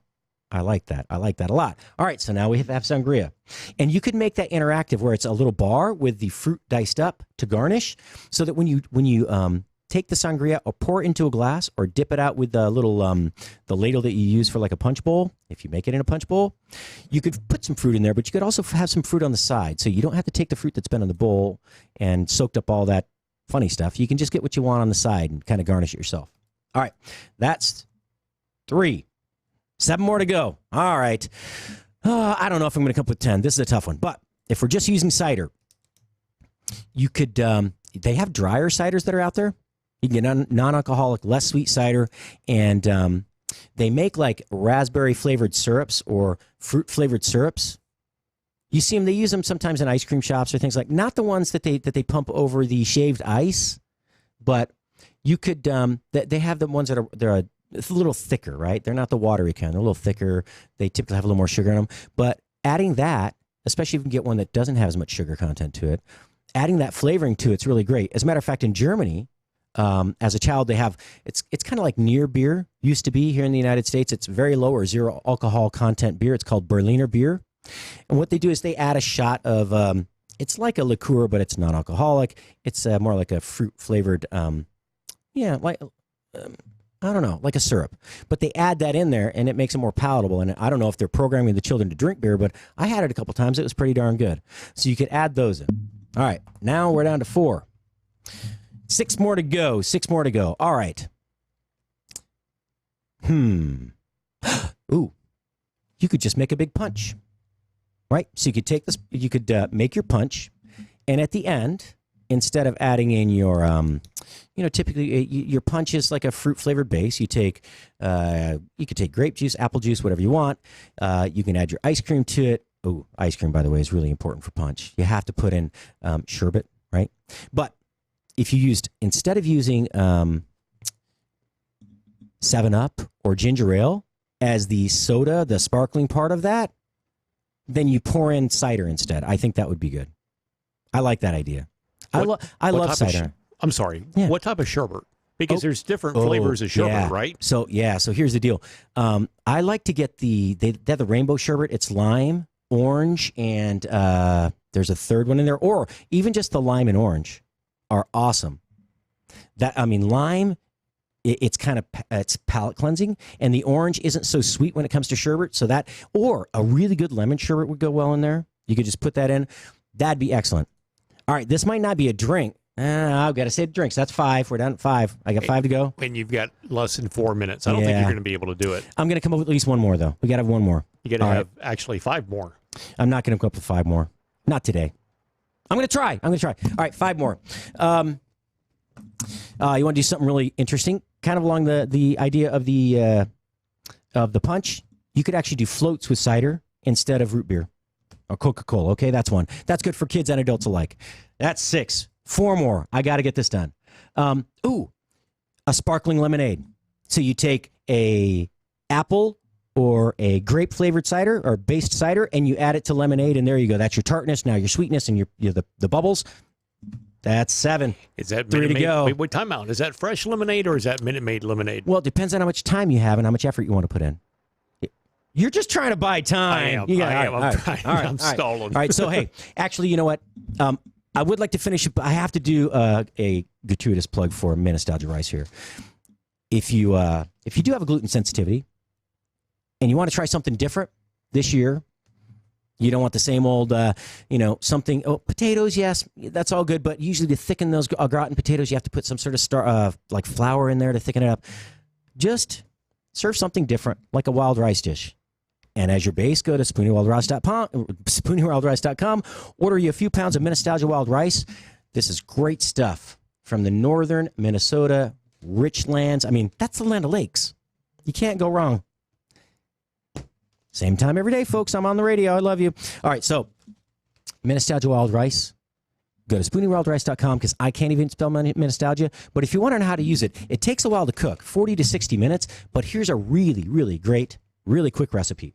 You cook the wild rice. You strain it. You cool it. That's it. Keep it in the fridge.